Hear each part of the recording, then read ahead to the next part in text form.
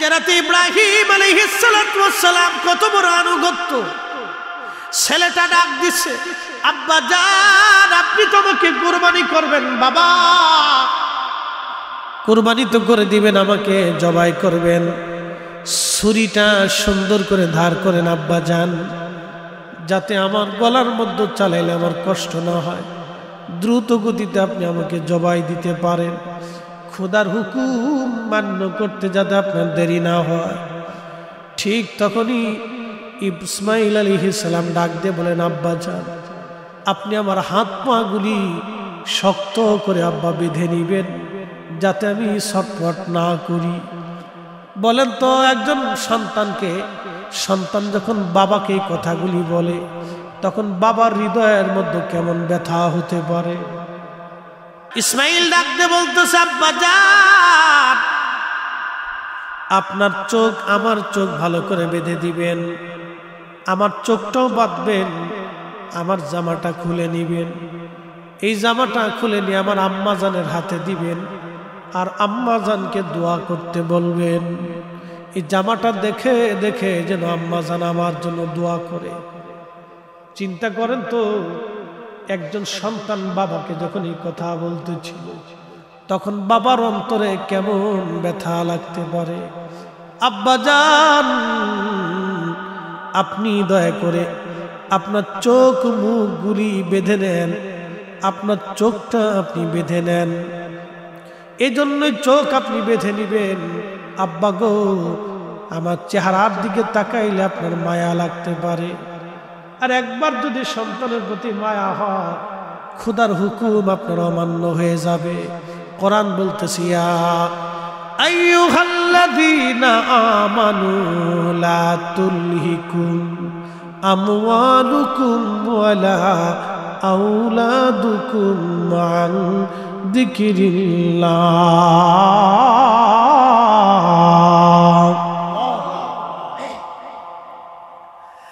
আব্বা জান খোদার হুকুম যদি একবার অমান্য হয় তো সর্বনাশ। আপনার চোখগুলি শক্ত করে বেঁধে নেন যাতে আপনি আমাকে না দেখেন, আমার প্রতি বড় মায়া হতে পারে। আরো একটা কাজ করেন আব্বা জান, আপনি আমার উপর করে শোয়াবেন, আমার গন্ড দেশ থেকে না ঘর দেশ থেকে আপনি কেটে ফেলবেন। এজন্যই গো যদি একবার চোখের কাপড় সরে আমার চেহারার দিকে তাকান আপনার মায়া হতে পারে। ছুরিটা গলার দিকে ইব্রাহিম আলাইহিস সালাতু ওয়াস সালামের সন্তান ইসমাইল যাবেহুল্লাহর দিকে চালিয়ে দিচ্ছে। জিব্রাইল বলেন, ইয়া রাসূলুল্লাহ তখন আমি আল্লাহ পাকের আরশে মুআল্লার নিচে সিদরাতুল মুনতাহার কাছে আমি ছিলাম। আমার মালিক আমাকে ডাক দিয়ে বলল, জিব্রাইল তাড়াতাড়ি যাও, জান্নাতের মধ্যে 40 বছর ধরে একটা দুম্বা লালন হচ্ছে। আল্লাহু আকবার। জান্নাতের ভিতরে 40 বছর ধরে দুম্বা লালন হয়। জিব্রাইল ওই দুম্বাটাকে টানতে ধরে নিয়ে আমার ইসমাইলকে ছুরির নিচ থেকে সরাইয়া আমার ইব্রাহিমের ছুরির নিচে দুম্বা চালায় দাও। তখন জিব্রাইল বলল, হুজুর খুদারে খলিল বিসমিল্লাহি আল্লাহু আকবার বলে সূরা মাথার উপর থেকে নিচে নামাই দিচ্ছে। সময় মাত্র কয়েক সেকেন্ড।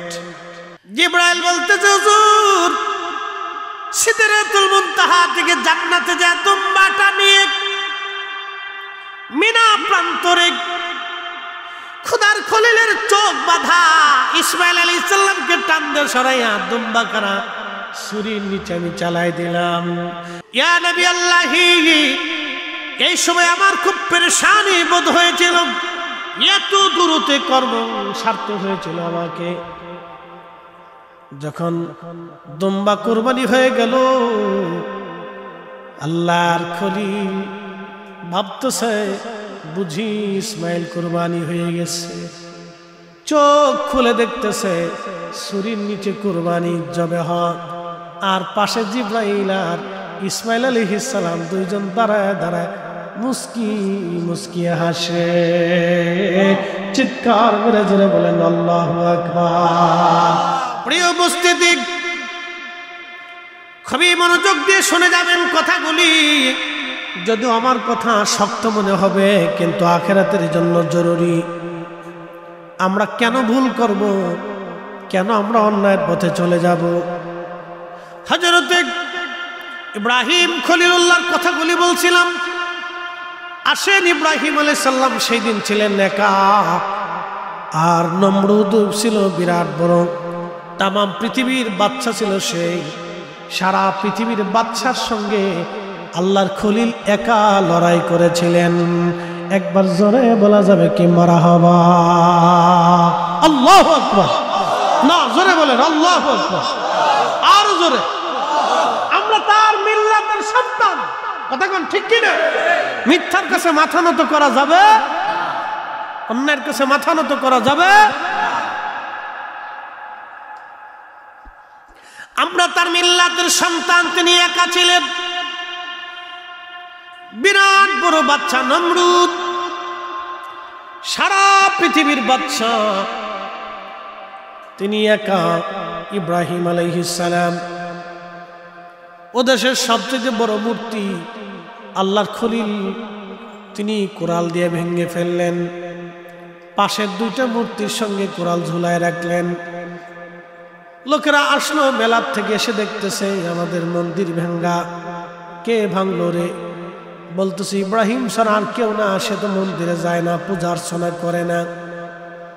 আল্লাহর খলিলকে ডেকে নিয়ে যাওয়ার পরে নমরুদ জিজ্ঞেস করলো, ইব্রাহিম তুমি কি এই প্রতিমা ভেঙেছ? আল্লাহর খলিল হিকমতের মাধ্যমে একটা জবাব দিয়ে বললেন, নমরুদ আমাকে জিজ্ঞেস করছো কেন? যেই মূর্তিগুলির কাঁধের মধ্যে কুড়াল ঝোলানো আছে, সেই মূর্তিগুলির জিজ্ঞেস করো কে ভাঙছে। আল্লাহর খলিলকে ওরা জবাব দিল, দেখো ইব্রাহিম ওই মূর্তিগুলি কি আর কথা বলে? আল্লাহর খলিল বললেন, মনে হয় ওরাও ভাঙতে পারে। ওরা বলল, ওরা তো মূর্তি, ওরা পাথর, ওরা কি করে বড় মূর্তিটাকে কুড়াল দিয়ে ভাঙবে? ওরা তো নড়তে চড়তে পারে না, ওদের হাতে তো কোনো শক্তি নাই। আল্লাহর খলিল জবাব দিলেন, ও আমার কওম, তোমরা নিজেরাই বলতেছো এই মূর্তির কোনো শক্তি নাই, ক্ষমতা নাই, তারা কুড়াল দিয়ে বড় মূর্তিকে ভাঙতে পারে না, তাহলে তোমরা কেন তার সামনে মাথা নত করে থাকো বলো? আল্লাহু আকবার জোরে বললেন। তোমরা তাহলে কেন এই মূর্তির সামনে, পাথরের সামনে, গাছের সামনে, মাছের সামনে, সূর্যের সামনে, এই আগুনের সামনে বিরাট বড় পাহাড় দেখেছো, পাহাড়ের সামনে বিরাট বড় গাছ দেখেছো, গাছের সামনে, গরুর সামনে তোমরা কেন মাথা নত করে থাকো? ওরা বলতেছি এত কথা বুঝি না, তুমি যেহেতু আমাদের ধর্মে আঘাত করেছো, তাহলে তোমাকে আর বাঁচিয়ে রাখা যাবে না। আল্লাহর খলিল বললেন, হাসবুনাল্লাহু নি'মাল ওয়াকিল, নি'মাল মাওলা ওয়া নি'মান নাসির। আপনি যদি আজকে দেখেন ইব্রাহিম আলাইহিস সালামের উত্তরসূরি ফিলিস্তিনের মুসলমানদের দিকে যদি আপনি তাকান, ওই ছোট্ট বাচ্চার মা মরে গেছে, বাবা মরে গেছে, দেখলে কলিজায় মানে না। পরিবারের কেউ নেই, ভাইও মরে গেছে, বোনও মরে গেছে, একা বেঁচে আছে। বাচ্চাদেরকে যদি জিজ্ঞেস করা হয় তোমরা কেমন আছো, বলে আলহামদুলিল্লাহ। কি খাও তোমরা, কি অবস্থায় আছো, বলে হাসবুনাল্লাহু নি'মাল ওয়াকিল, নি'মাল মাওলা ওয়া নি'মান নাসির। অবস্থাগুলি দেখলে কলিজায় বাদ মানে না। আজকে সংবাদে দেখলাম রাফাতে ওরা আক্রমণ করবে, হাজার হাজার ফিলিস্তিনি আবার শহীদ হবে, কত মার জীবন চলে যাবে, কত সন্তানের জীবন চলে যাবে। বিশ্ব মোড়লরা নীরব হয়ে আছে, আমার মধ্যপ্রাচ্যের আমিররা নীরব হয়ে আছে। আহা, কবে ঘুম তাদের ভাঙবে আমরা জানি না, কবে ঘুম তাদের ভাঙবে জানি না, কবে ঘুম তাদের ভাঙবে আমাদের জানা নাই। এইভাবে কত মুসলমানের রক্ত তাদের ঝরে চলে যাচ্ছে, তারপরে এই মানুষগুলি মিথ্যার কাছে মাথা নত করে নাই। এই মানুষগুলি ইহুদিদের সামনে মাথা নত করে নাই, জালিম দখলদারদের সামনে তারা মাথা নত করে নাই। আমার দেশের নারীরা যখন বুরকা ছাড়া থাকে, অর্ধ উলঙ্গ হয়ে রাস্তায় বের হয়, তখন ফিলিস্তিনের নারীরা বুরকা পরে শহীদ হয়ে যায়। সন্তানকে হসপিটালে চোখের সামনে সন্তান ছটফট করে শহীদ হয়ে যাচ্ছে, মার তখন হেজাব খুলে না, বুরকা ছাড়ে না।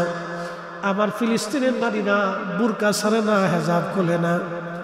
আর ঠিক তখনই আমার দেশের নারীরা বুরকা পরে না, হেজাব পরে না। আপনি যদি তফাৎ দেখেন, বিরাট বড় তফাৎ। ওই জমিন সাইয়্যিদুনা ইব্রাহিম আলাইহিস সালামের জমিন, আমাদের মিল্লাতের বাবার জমিন। ওই জমিনে ঘুমিয়ে আছেন সাইয়্যিদুনা ইব্রাহিম আলাইহিস সালাম। হাজার হাজার বছর ধরে তিনি ঘুমানো ওই ফিলিস্তিনে ঘুমিয়ে আছেন ইব্রাহিম আলাইহিস সালাম। ওখান থেকে তিনি কাবাতে যাইতেন। ওনার দ্বিতীয় স্ত্রী হযরত হাজরা আলাইহিস সালাম এবং ছোট্ট সন্তান ইসমাইল আলাইহিস সালামকে তিনি দিয়ে পাঠাইলেন সুদূর কাবাতে, কাবা শরীফে তিনি পাঠিয়ে দিলেন। অনেক বড় লম্বা ইতিহাস। কাবাতে পাঠিয়ে দেওয়ার পরে হযরত ইব্রাহিম আলাইহিস সালাম এক মশক পানি, কিছু খেজুর হযরত হাজরা আলাইহিস সালামের কাছে দিয়া গাছের নিচে বসাই দিয়া সন্তানকে রেখে, কলিজার টুকরায় একটা মাত্র সন্তান। বুঝতেই পারছেন, ৮০ বছর পরে আল্লাহ একটা সন্তান দিলেন। ৮০ বছর পরে আল্লাহ একটা সন্তান দিলেন। ৮০ বছর পরে একজন বাবা সন্তান পাওয়ার পরে খোদার হুকুমে ওই সন্তানকে তিনি কাবাতুল মুকাররমাতে দিয়ে যখন রওনা করলেন, হযরত হাজরা আলাইহিস সালাম পিছন দিক থেকে তিনি জুব্বা টেনে ধরলেন, ধরে বললেন, স্বামী হে, খোদার খলিল আমার, বিজবন এই অঞ্চলে আপনি রেখে যাচ্ছেন, কোনো গাছ তরুলতা পাতা নাই, খেজুর বাগান নাই, জনমানবহীন শূন্য একটা নির্জন প্রান্তর, একেবারে প্রান্তরে রেখে যাচ্ছেন, নিজের ইচ্ছায় না আল্লাহর হুকুমে।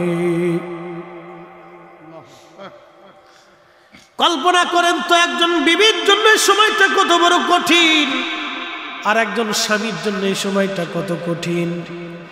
আল্লাহর খলিলের পিছনের দিকে তাকান না।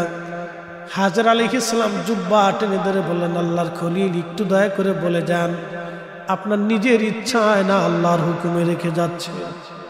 ঠিক তখনই হযরতে আল্লাহর খলিল ডাক দিয়ে বলেন, হাজেরা রে, এত বছর পরে আমি আমার কলিজার টুকরা সন্তানকে আর প্রিয়তমা স্ত্রীকে এখানে রেখে যাচ্ছি, আমার ইচ্ছাই না, এটা স্বয়ং আমার আল্লাহর বিধানে, আল্লাহর হুকুমে রেখে যাচ্ছি। ঠিক তখনই হযরত হাজরা আলাইহিস সালাম তখনই উচ্চারণ করলেন, হাসবুনাল্লাহু নি'মাল ওয়াকিল নি'মাল মাওলা ওয়া নি'মান নাসির। স্বামীরে, আল্লাহর হুকুমে যেহেতু রেখে যাচ্ছেন আপনি, তাহলে এই জমিনে আমার চিন্তা করা লাগবে না, আমাদের ফয়সালা যিনি করবেন তিনি আল্লাহ। চিৎকার মেরে জোরে বলেন আল্লাহু আকবার। আমাদের রিজিকের ফয়সালা করে কে? একসাথে বলেন, কে? কে? তাহলে সুদ খাবো, জোরে বলেন, সুদ খাবো, ঘুষ খাবো, অন্যের জমি দখল করব, অন্যের সম্পদ মাইরে দেব, এই কথা বলে আল্লাহর খলিল রওনা হয়ে গেলেন। বহু দূরে যাওয়ার পরে তিনি পিছনের দিক তাকায় দেখলেন আর তাদেরকে দেখা যায় না। তখনই তিনি কাবার দিকে ঘুরে যে হাত বাড়াইলেন, 2 হাত। বুখারী কিতাবুল আম্বিয়ার মধ্যে আসছে, 2 হাত তুললেন আল্লাহর দরবারে।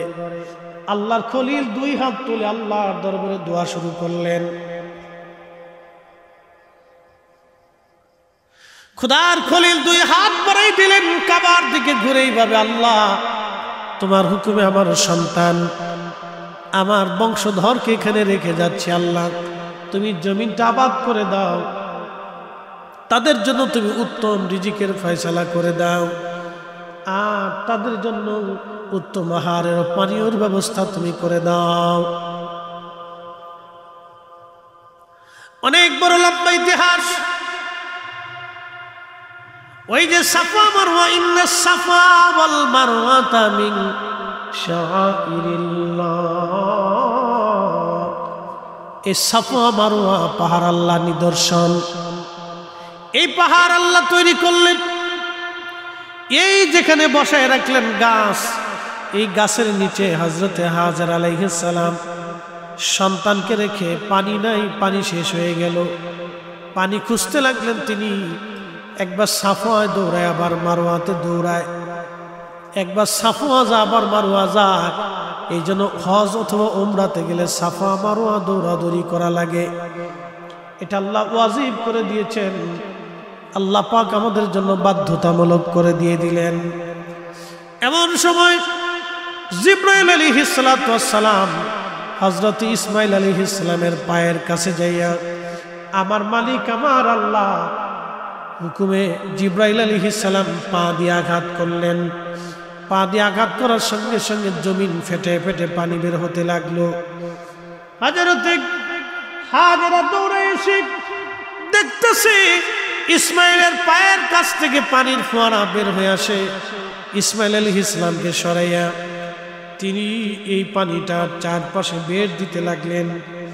যতই উঁচা করেন ততই উঁচা হয়, যতই উঁচা করেন তত উঁচা হয়, পানি খালি উঠতেই থাকে, উঠতেই থাকে। পানি উঠতে উঠতে একেবারে কুয়া পরিপূর্ণ হয়। ঝমঝম অর্থ থামো থামো থামো। আল্লাহর খলিলের মা হাজর আলাইহিস সালাম এই জমজম পানিটাকে তিনি বললেন, থামো থামো থামো, জম জম জম। তিনি উচ্চারণ করার পরে পানি বন্ধ হয়ে গেল। যদি তিনি পানি বন্ধ না করতেন, ওই সময় থামতে না বলতেন, তাহলে আজও পর্যন্ত ওই পানির ফোয়ারা থেকে একবারে নদী প্রবাহিত হয়ে যাইত। বন্ধুগণ, কিন্তু একটা আশ্চর্যের বিষয় হলো সত্য, এই কুয়ার নিচ থেকে পানি উঠানো হয়, সব সময়ের জন্য মেশিন দিয়ে উঠানো হয়।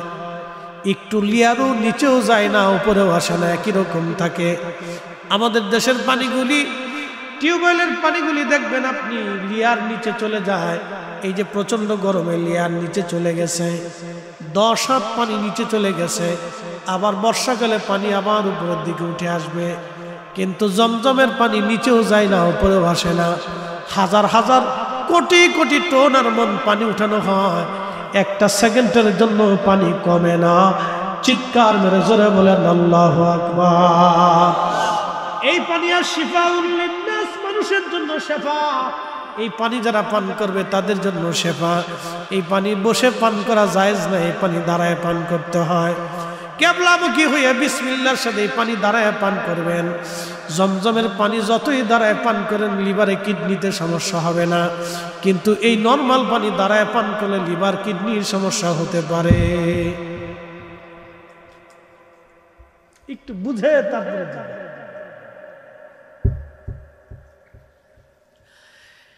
এইখানে বসতি নির্মাণ হবে, তো পানি পান করে হাজর আলাইহিস সালাতু ওয়াস সালাম বসে রয়েছে। হযরত হাজেরা বসে রয়েছেন পানি নিয়ে।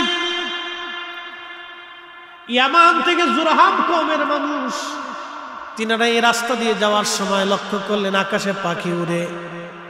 তাদের পানি শেষ হয়ে গেছে, চিন্তায় পড়ে গেল, হায় হায়, এখানে তো কোনো পানি নাই, কিন্তু পাখি উড়ে কেন? যেহেতু পাখি উঠতেছে সেহেতু কোনো পানি হতে পারে। এরা এসে দেখলো ঠিক এইখানে একজন মহিলা তার ছোট্ট বাচ্চা নিয়ে কুয়ার পাশে বসে আছে। পরিচয় নিয়ে বলল, ও হাজেরা, আপনাকে একটা প্রস্তাব দিচ্ছি, আপনি দয়া করে আমাদেরকে পানি দেন, আমরা এখানেই বসতি করব, এখান থেকে আর কোনোদিন আমরা যাব না। আমরা এখানে বসবাস করে থাকবো। হযরত হাজেরা প্রস্তাব দিলেন, কম তোমাদেরকে পানি দিতে পারি, কিন্তু শর্ত হলো পানি পাবা, বিনিময় আমাকে দেওয়া লাগবে। কওমের নেতা বলল, দেখো হাজেরা আলাইহিস সালাম, পানির বিনিময়ে তোমার খাদ্য, কর্ম, তোমার বাসস্থান, তোমাদের যত ফ্যামিলির প্রয়োজন আছে আমরা সব পুরা করে দিব, কিন্তু বিনিময়ে তুমি পানি দেবা। আল্লাহু আকবার। চিন্তা করতে পারছেন, এই যে আবাদ শুরু হলো কাবা, এই কাবা, আজকের কাবা দেখেন কোটি কোটি মানুষ,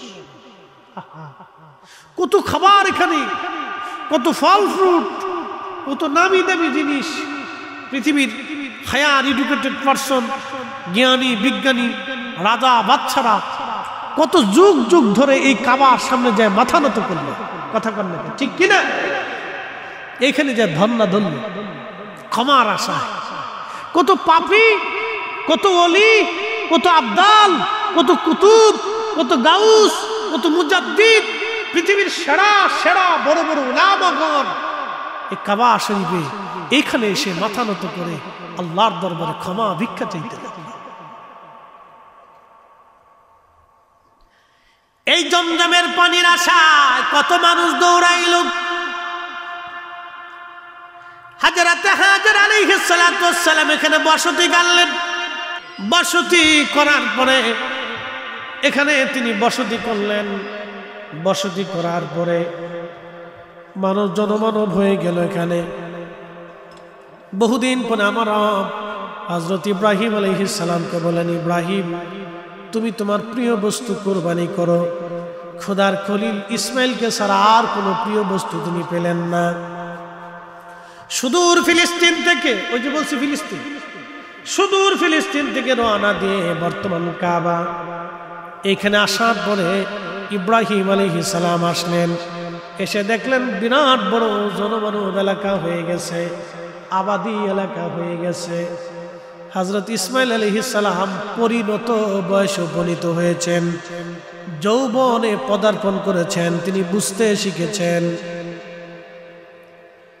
ফালাম্মা বালাগা মাহুস সায় قال يا بني إني أرى في المنام أني أذبحك فانظر ماذا ترى। পরিণত বয়সে ফালাম্মা বালাগা, যখন বালেগ হলেন, পরিণত বয়সে হলেন, বুঝতে শিখলেন, জানতে শিখলেন, সুঠাম হলেন, তখন ইব্রাহিম আলাইহিস সালাম এসে বলতেছে, বেটা রে, আমি তো স্বপ্ন দেখেছি আল্লাহ তোমাকে হুকুম করেছেন আমাকে তোমাকে কুরবানি করতে, তুমি কি বলো? এতদিন ছেলে আসে নাই, বাবা আসে নাই, ছেলের সাথে পরিচয় নাই, কিন্তু ছেলের কাছে বাবা এসে যখন এই প্রস্তাব দিলেন, সাথে সাথে ছেলেটা বলল, ইয়া আবাতি ফাল মা তুমারু সাতাজিদুনি ইনশাআল্লাহু মিনাস সাবিরিন।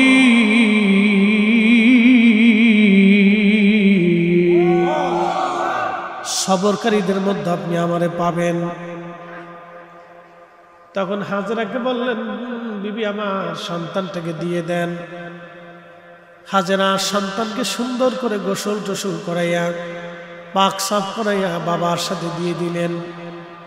মিনা প্রান্তরে যেখানে শয়তান আপনার লাঠি মানে কি বলে পাথর মারেন, এইখানে আসার পরে শয়তান থেকে ধোঁকা দিতে চাইল।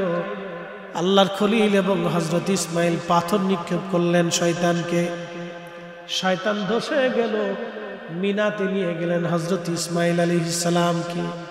আহা, একটু চিন্তা করেন এই সময়টা কত কঠিন ছিল।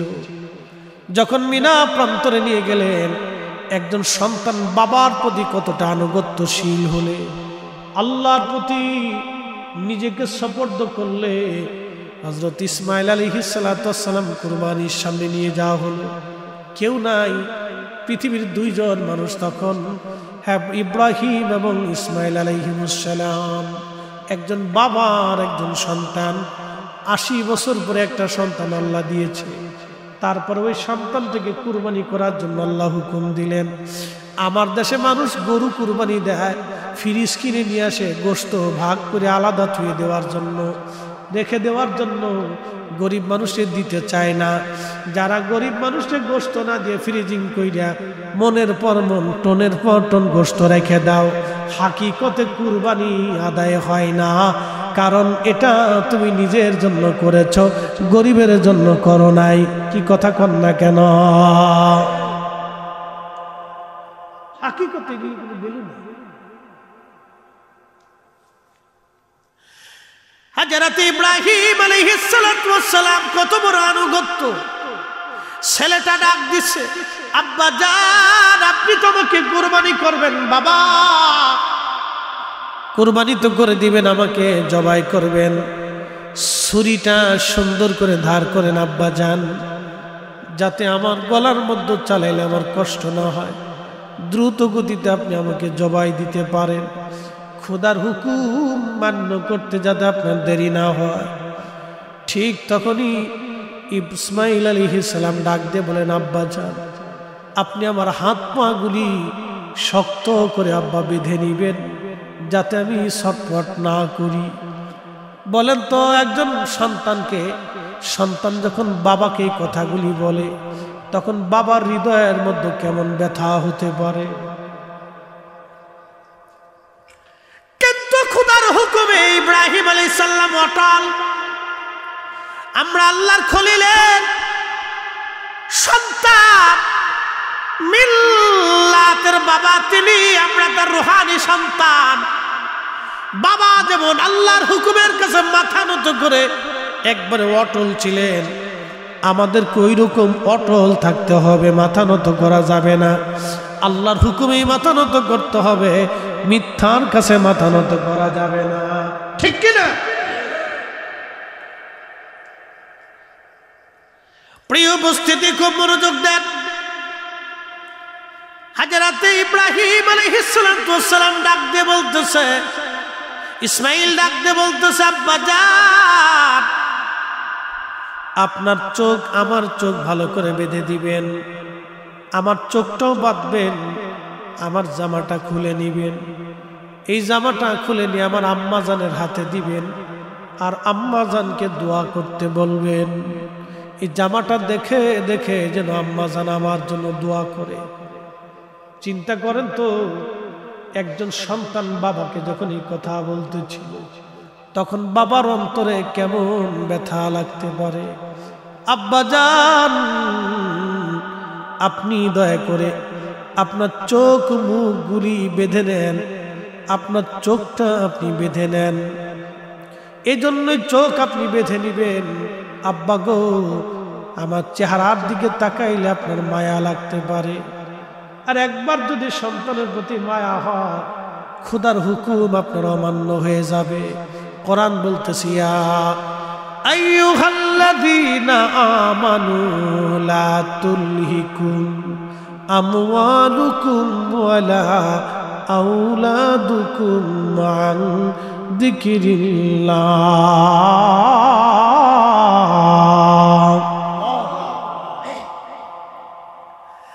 আব্বা জান, খোদার হুকুম যদি একবার অমান্য হয় তো সর্বনাশ। আপনার চোখগুলি শক্ত করে বেঁধে নেন, যাতে আপনি আমাকে না দেখেন, আমার প্রতি বড় মায়া হতে পারে। আরো একটা কাজ করেন আব্বা জান, আপনি আমার উপর করে শোয়াবেন, আমার গন্ড দেশ থেকে না ঘর দেশ থেকে আপনি কেটে ফেলবেন। এজন্যই গো, যদি একবার চোখের কাপড় সরে আমার চেহারার দিকে তাকান, আপনার মায়া হতে পারে। কত কঠিন পরীক্ষা ছিল আল্লাহর খলিলের জন্য, এই জন্য তিনি খলিলুল্লাহ পেয়েছেন। জীবনের সবটুকু তিনি আল্লাহর জন্য দিয়ে দিলেন। এই জন্য কোরআন বলে, কুল ইন্না সালাতি ওয়া নুসুকি ওয়া মাহইয়ায়া ওয়া মামাতি লিল্লাহি রাব্বিল আলামিন। চিৎকার মেরে জোরে বলেন আল্লাহু আকবার। আর আমরা সুদের টাকা দিয়ে গরু কুরবানি করে আমরা সওয়াবের আশা করি, কত বড় বোকামি একটু চিন্তা করেন। ঘুষের টাকা দিয়া গরু কুরবানি কইরা আমরা বিরাট বড় কুরবানি দিয়ে মনে করছি একবার আল্লাহর খুশি করে ফেলছি। আল্লাহর খুশি করার জন্য হালাল উপার্জন ছাড়া আর সম্ভব না। আমরা ওই হজ করার জন্য এই যে এই বছরে লক্ষ লক্ষ হাজিরা হজে যাবে, সবার টাকা কি হালাল? বাংলাদেশে কত হবে? 85। বাংলাদেশে 85,000, সবার টাকা হালাল। আমার এক কি বলে যারা হজে নেয়, জানাব এক মুআল্লিম ভদ্রলোক বলতেছে, একজনে আইছে খুব পয়সা, ঠিকানা খাওয়া যাবে না, চালা খুব পয়সা। তো জিজ্ঞেস করলো কি ব্যাপার, আপনার তো অনেক সম্পদ, পয়সা লাতা, একবারে সর্বনিম্ন প্যাকেজটা খুঁজতেছেন? সর্বনিম্ন সরকার হলো 5,90,000। তো উনি আমার 5,90,000 টাকা দেন। বলতেছে আপনি এত পয়সা করেন মালিক, তো 5,90,000 খুঁজেন কে? আপনি তো অন্তত 20 লাখ, 15 লাখ, 16 লাখ, 18 লাখ, 20 লাখের প্যাকেজে যান। তাকে না শোনেন, বাদ বাকি যা টাকা আছে সব হারাম, ঘুষে আবিজাবি টাকা টেবিলের নিচদের নিবা। আমার যেটা আছে বাপের জমি বেচিয়ে 5,90,000 গুছাবো, এটাই আমার হালাল। কত বড় চিটার দেন, সিটের কাজ। তাই বললাম সেই বেটা যেটা খায় ওটা তো ওই ঘুষের টাকা দিয়ে খায়। তো খাওয়ার পরে যে শরীরের গোশত হইছে, ওটা তো সুদের ঘুষের টাকার গোশত দিয়ে হইছে। কি কথা কর না? তাই বললাম যে ওই দেহ নিয়ে যে হজে যাইতেছে তা লাভ হবে। কি কথা কর না? আপনাদেরকে আর একটু বুঝে, লুঙ্গি খুলে মাথায় পাগড়ি বানলে কেমন হবে? একজনের লুঙ্গি খুলে মাথায় পাগড়ি বেঁধে ফেলেছে, ওই অবস্থায় রাস্তা দিয়ে হাঁটতেছে, তা কেমন হবে? লোকেরা জিজ্ঞাসা কি করছো? সুন্নত আদায় করতেছে, নিজে কিন্তু ফরজ না। কি কথা বল না? আমি কলকাতা গেছি, কলকাতা শাহসুফি ফতে আলী রসুলের নামা রহমতুল্লাহ পবিত্র মাজার শরীফ জিয়ারত করার জন্য বাসে উঠছি। তো বাসে উঠার পরে এক মুসলিম মেয়ে বাসে উঠছে। তো মেয়েটা জিন্সের প্যান্ট পরা, টি শার্ট গায়ে, আর মাথার ভিতরে হেজাব, আল্টা মডার্ন সিস্টেম। তা আমি পিছনে বসে চিন্তা করি, আল্লাহ এটা কেমন বুকার মাইয়া জিন্সের প্যান্ট পরছে, তারপরে টি শার্ট পরছে, এরপরে হেজাব পেঁচাইছে। তার অর্থ হলো লুঙ্গি খুললে মাথায় পাগড়ি বাঁধলে যা। এই বেডি জিন্সের প্যান্ট পরিয়ে শার্ট গায়ে দিয়ে মাথায় হেজাব বাঁধ দিয়ে কি লাভ? বুকা তুই বেটা ওই রকম বুকা, যেই বেটা ঘুষের টাকা দিয়ে হজে যাবার না চাইয়ে নিজের বাপের জমি বেচে হজে যাইব, হালাল খুঁজতেছে, কিন্তু সারা বছর খাইছে হারাম, সারা বছর হারাম খাইছে, সারা বছর মানুষের মাথায় বাড়ি দিয়েছে, কোটিবার হজ করলো, কোটিবার কুরবানি দিল, কাজ হবে না। কি কথা কন্যাটা ঠিক না বেটি? উচিত কথায় ময় বেজার গরম বাতে ইব্রাহিম আলাইহিস সালামের কুরবানিটা কত মজবুত ছিল। সন্তান বিনয়ে যখন এই কথা বলতেছিলেন, একটা বাবার কলিজার ভিতরে কেমন হতে পারে, কিন্তু তিনি খোদার হুকুমের কাছে অনড় ছিলেন, অটল ছিলেন। ঠিক ইব্রাহিম আলাইহিস সালাতু ওয়াস সালাম বিসমিল্লাহ আল্লাহু আকবার বলে ছুরি ধরাইয়া চোখ মুখ বাইন্ধে ইসমাইল আলাইহিস সালামের হাত পা বেঁধে ছুরি বিসমিল্লাহ আল্লাহু আকবার বলে গলার দিকে চালিয়ে দিচ্ছে। ছুরিটা গলার দিকে ইব্রাহিম আলাইহিস সালাতু ওয়াস সালামের সন্তান ইসমাইল যাবেহুল্লাহর দিকে চালিয়ে দিচ্ছে। জিব্রাইল বলেন ইয়া রাসূলুল্লাহ, তখন আমি আল্লাহ পাকের আরশে মুআল্লার নিচে সিদরাতুল মুনতাহার কাছে আমি ছিলাম। আমার মালিক আমাকে ডাক দে, বলো জিব্রাইল তাড়াতাড়ি যাও, জান্নাতের মধ্যে 40 বছর ধরে একটা দুম্বা লালন হচ্ছে। আল্লাহু আকবার। জান্নাতের ভিতরে 40 বছর ধরে দুম্বা লালন হয়। জিব্রাইল ওই দুম্বাটাকে টানতে ধরে নিয়ে আমার ইসমাইলকে ছুরির নিচ থেকে সরাইয়া আমার ইব্রাহিমের ছুরির নিচে দুম্বা চালায় দাও। তখন জিব্রাইল বলল, হুজুর খুদারি খলিল বিসমিল্লাহি আল্লাহু আকবার বলে সূরা মাথার উপর থেকে নিচে নামাই দিচ্ছে। সময় মাত্র কয়েক সেকেন্ড। আরো জোরে, আরো জোরে, জোরে জোরে জোরে। এই ক্ষমতার মালিক কি? কে? আল্লাহ। কয়েক সেকেন্ড হাতে সময়, শুধু উপর থেকে নিচে পড়বে। জিবরাইল বলতেছে, হুজুর সিদরাতুল মুনতাহা থেকে জান্নাতে যায় দুম্বাটা নিয়ে মিনা প্রান্তরে খুদার খলিলের চোখ বাঁধা ইসমাইল আলাইহিস সালামকে টানতে সরাইয়া দুম্বা কারা ছুরির নিচে আমি চালাই দিলাম। আমার এই সময় বড় কষ্ট লাগছিল, মানে খুব দ্রুত গতিতে যাইতেছে, বিরাট পেরেশানি হয়েছিল। কষ্টটা মানে পেরেশানি, আল্লাহ হুকুম করছে সরাইতে, খুব দ্রুত গতিতে। ইয়া নবী আল্লাহি, এই সময় আমার খুব পেরেশানি বোধ হয়েছিল, এত দূরতে কর্ম সারতে হয়েছিল আমাকে। যখন দুম্বা কুরবানি হয়ে গেল, আল্লাহর খলিল ভাবতেছে বুঝি ইসমাইল কুরবানি হয়ে গেছে। চোখ খুলে দেখতেছে ছুরির নিচে কুরবানি জবে হয়, আর পাশে জিব্রাইল আর ইসমাইল আলাইহিস সালাম দুইজন দাঁড়ায় দাঁড়ায় মুস্কি মুস্কিয়ে হাসে। চিৎকার করে জোরে বলেন আল্লাহু আকবার। তাহলে আপনারা বলেন, কুরবানিতে কি আল্লাহ পশু চায় না মন চায়? ইবাদতে কি আল্লাহ টাকা চায় না অর্থ চায় না মন চায়? কি চায়? কথা কন না কেন, কি চায়? মন। মন।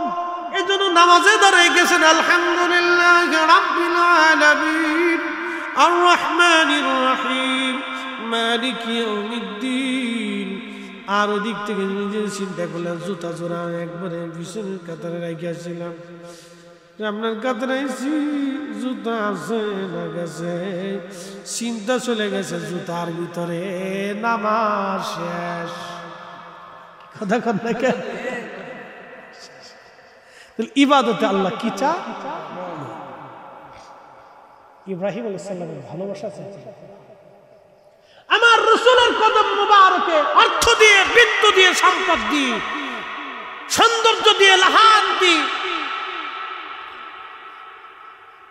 বংশ দিয়ে, গৌরব দিয়ে, মেধা দিয়ে নবী পাওয়ার কোনো সুযোগ নাই। রাসূল পাইতে হলে নবীর কদমে ভালোবাসা দিয়ে গোলামি করতে হবে।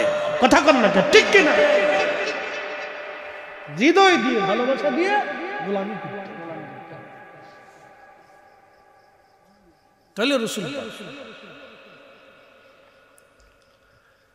প্রিয় উপস্থিতি আমার, ইব্রাহিম আলাইহিস সালামের কুরবানি হয়ে গেল। সারা পৃথিবীতে সেই দিন থেকে কুরবানি চালু হয়ে গেল। আল্লাহু আকবার। আজও কুরবানি চলমান। নাস্তিকরা বলে এটা পশু জবাহের উৎসব। নাস্তিকদের কথা ধরা যাবে না, কেন ওদের কথার ভিতরে অনেক বড় ভুল। ওরা যে পশু জবের উৎসব বলতেছে, তাহলে আল্লাহ আমাদেরকে এই সমস্ত হালাল বস্তু খাওয়ার জন্য আল্লাহ দুনিয়াতে দিয়েছে, এগুলি আমরা তো খেতেই হবে, না খেলে তো মানুষ বাঁচবে না। অবান্তর যুক্তি। কুরবানি আসলে সেকুলার দ্বারা তাদের মাথা খারাপ হয়ে যায়, কাতি মাসে কুত্তা পাগল হয়। কুরবানি আসলে সেকুলার যারা, নাস্তিক যারা, ওরা পাগল হয়। কি কথা কন না কেন? কুরবানি আসলে নাস্তিকরা পাগল হয়, এরা আমাদের পশু জবাই দেখলে তাদের মাথা খারাপ হয়ে যায়। তো মনোযোগ দিন। যেই শেষ আলোচনাটা রাখতে চেয়েছিলাম, ওদের একটা অনুরোধ আছে, পিতামাতার সন্তানের দায়িত্ব এবং কর্তব্য। ইসমাইল আলাইহিস সালামের জীবনের পাঠ থেকে একটা ছোট্ট ঘটনা শোনাই দিয়ে আজকে সম্মানিত সভাপতি মহোদয় তিনি দোয়া করবেন। মনোযোগ দেন। ইসমাইল আলাইহিস সালামকে বিয়ে দেওয়া হল। ইতিমধ্যে হাজর আলাইহিস সালাম ইন্তেকাল করেছেন, তিনি আর দুনিয়াতে নাই। ইনি বয়স বেশি পান, অল্প কিছু বয়স পাইছিলেন, তিনি ইন্তেকাল করছেন। ইসমাইল আলাইহিস সালাম কি ওই কওমের সাথে, যে কওম এসে ওখানে বসতি করলো, এই আরব আদি মক্কাবাসী, এদের সাথে ইসমাইল আলাইহিস সালামের একটা বিবাহ সম্পর্ক। তো বহুদিন পরে ইব্রাহিম আলাইহিস সালাম আবার আসছে। তখন তিনি একেবারে বয়োবৃদ্ধ, চুল দাড়িগুলি সাদা বর্ণ হয়ে গেছে, খুব জয়ী হয়ে গেছে। সন্তানকে দেখার জন্য আসছে, ইসমাইলকে এক নজর দেখার জন্য আসছে সুদূর ফিলিস্তিন থেকে। সেই বর্তমান কাবাতুল মুকাররমাতে তিনি উপস্থিত হলেন। বাড়ির দরজার সামনে যে সালাম দিলেন, আসসালামু আলাইকুম ওয়া রাহমাতুল্লাহ, ভিতর থেকে একজন নারী কর্কশ ভাষায় জবাব দিল, ওয়ালাইকুম আসসালাম। কে?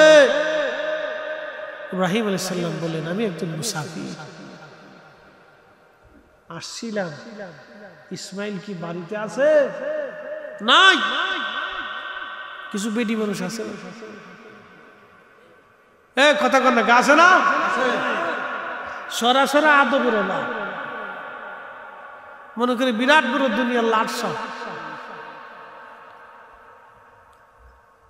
নাই। ইসমাইল কোথায় গেছে?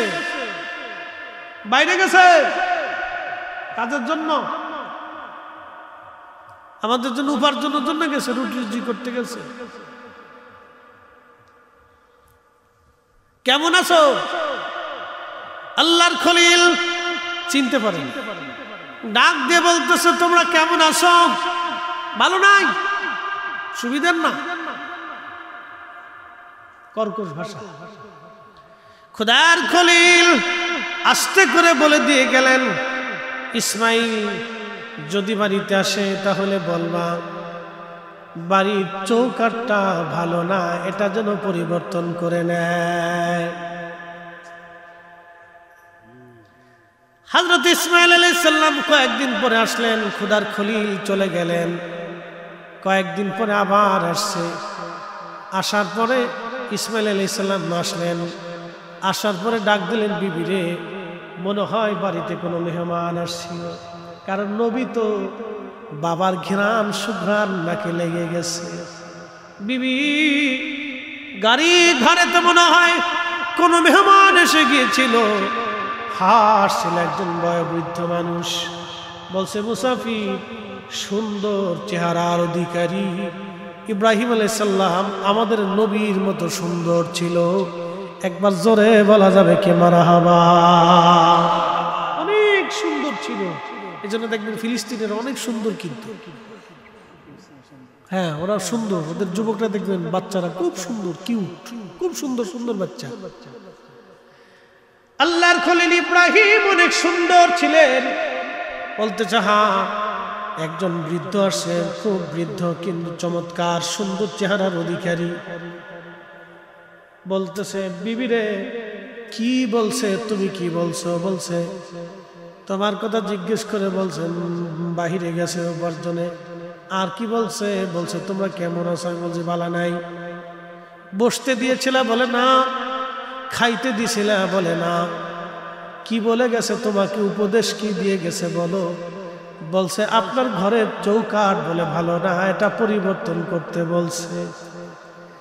ডাক দিয়ে বলতেছে, বিবি সর্বনাশ করে ফেলছো, তুমি চিনো নাই তিনি আমার আব্বা জান, জমানার পয়গম্বর। যত আঘাত দিয়া, বাবার সম্মানে আঘাত দিয়া আর এক বেডি ধরে নিয়ে চলে গেছে। কি কথা কর?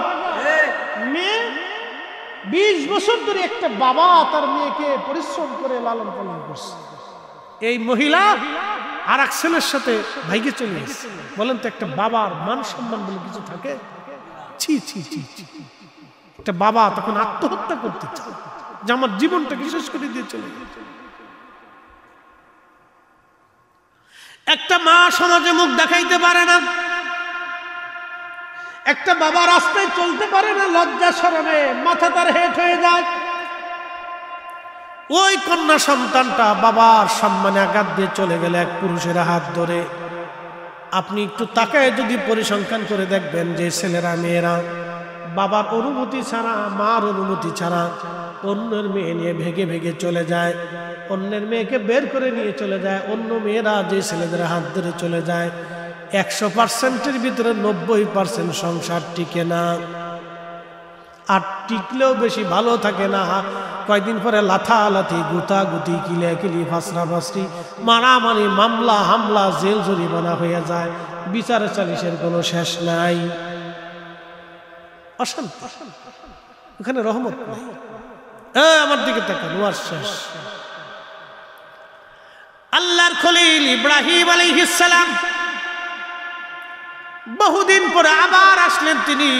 ইতিমধ্যে ইসমাইল আলাইহিস সালাম আর একজন মেয়ে বিবাহ করলেন, আর একজন নতুন শাদী মোবারক করলেন, নতুন স্ত্রী আসছে। আল্লাহর খলিল এই দিনও আসলেন, কিন্তু ইসমাইল আলাইহিস সালাম বাড়ি নাই। সালাম দিলেন, আসসালামু আলাইকুম ওয়া রাহমাতুল্লাহি ওয়া বারাকাতু। ভিতর থেকে সালামের জবাব আসলো, ওয়া আলাইকুম আসসালাম ওয়া রাহমাতুল্লাহি ওয়া বারাকাতু। মুসলমান তো সালাম ভুলে গেছে। মুসলমানদের আইন হলো ঘরের মধ্যে ঢুকলে, বাড়িতে গেলে আগে তারা সালাম দিবে।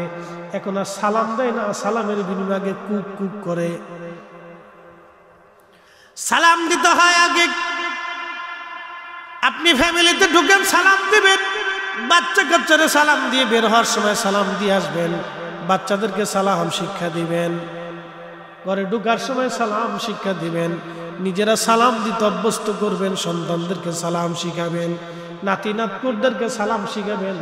তা না শিখে খালি পাবজি গেম কেমনে খেলে আপনি শিখান, খালি গেম খেলা শিখান। কেমনে কোন গেম খেলবে এটা, হাত টিমা টিম টিম, তারা মাঠে পারে ডিম, তাদের ঘোড়ার দুটো ডিম, এটা শিখেছে, খুব শিখেছে। একবারে ছেলের লাটসাপ বানিয়ে বানাচ্ছে। সালাম শিখে না, আদব কায়দা শিখে। ওই দেখা যায় তাল গাছ, ওই আমাদের গাঁ, ওইখানেতে বাস করে কানা বগির সা। ও বগি তুই খাস কি, পান্তা ভাত চাস কি, একটা যদি পাই অমনি ধরে গাবস গুবুস খায়। এগুলি শিখাইতেছে, কিন্তু সালাম কালাম শিখায় না। কষ্ট হইতেছে আপনাদের? শেষ, হুজুর চলে আসবে, আর কথা বাড়াবো না। আল্লাহর খলিল এসে সালাম দিলেন। সালামের জবাবটা সুন্দর আসলো। কে আপনি? বলে আমি একজন মুসাফির, বহু দূর থেকে আসছি। ভিতরে আসেন, আপনি আমার মেহমান, বসেন, আপনার জন্য খাবার দাবার বিশ্রামের ব্যবস্থা করতেছি। আল্লাহর খলিল ভিতরে গেলেন। নতুন বৌমা তিনার ইসমাইল আলাইহিস সালামের স্ত্রী, খোদার খলিলের বেটার বিবি, উত্তম করে মেহমানদারি করাইলেন। পরিচয় তখনও দেন নাই, পরিচয় দেনও নাই, উত্তম করে মেহমানদারি করাইলেন। সুন্দর খাবার দাবার শেষ করলেন। মুসাফির জিজ্ঞেস করলেন, কেমন আছো?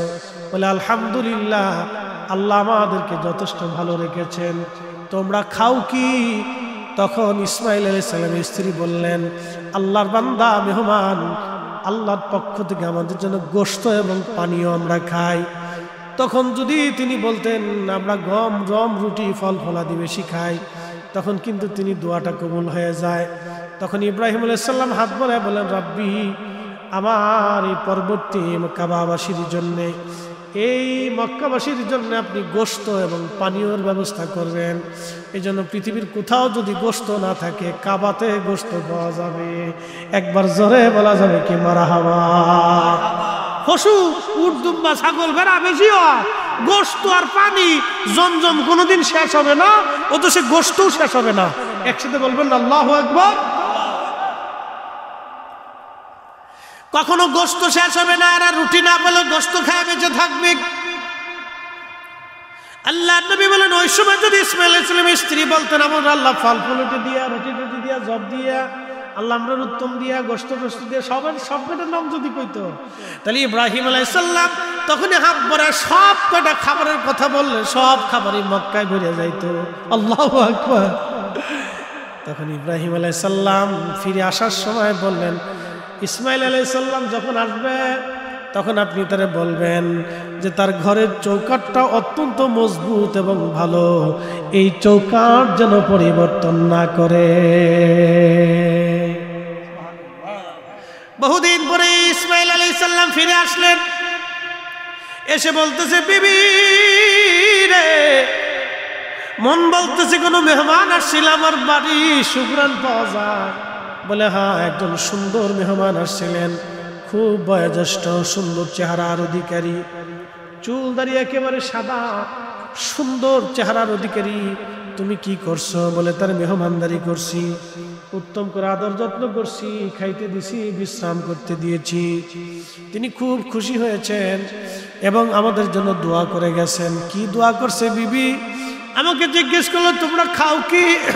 আমি বললাম গোশত এবং পানীয় পান করি। তখন তিনি গোশত এবং পানির বরকতের জন্য দোয়া করে গেলেন। বিবি করছো কি? আর একটু বাড়ায় বললে তো আর একটু দোয়া হয়ে যাইতো। বিবি আর কি বলছে? বলছে আমাকে আপনাকে বলতে, আপনি যেন চৌকাঠটা কোনোদিন পরিবর্তন না করেন, আপনার চৌকাঠটা বলে মজবুত এবং খুব ভালো।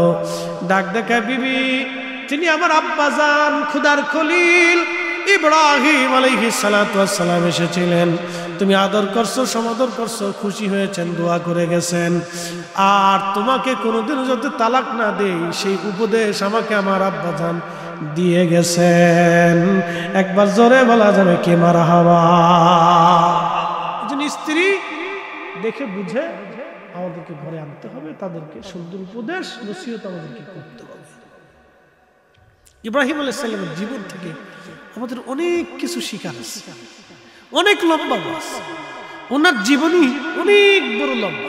আমি শুধু মিডিয়ামটা পাট করে মাঝখানে মূল্যবান কিছু কথা আপনাদের সামনে উত্থাপন করছি। ও যুবকরা, আপনারা মাহফিল করেছেন, অত্যন্ত ভাগ্যবান। সবাই কিন্তু মাহফিলে বসতে পারে না, আসতে পারে না। আল্লাহ যারা কবুল করছে সে বসছে, সে আসছে। কথা বলেন ঠিক না বেঠিক?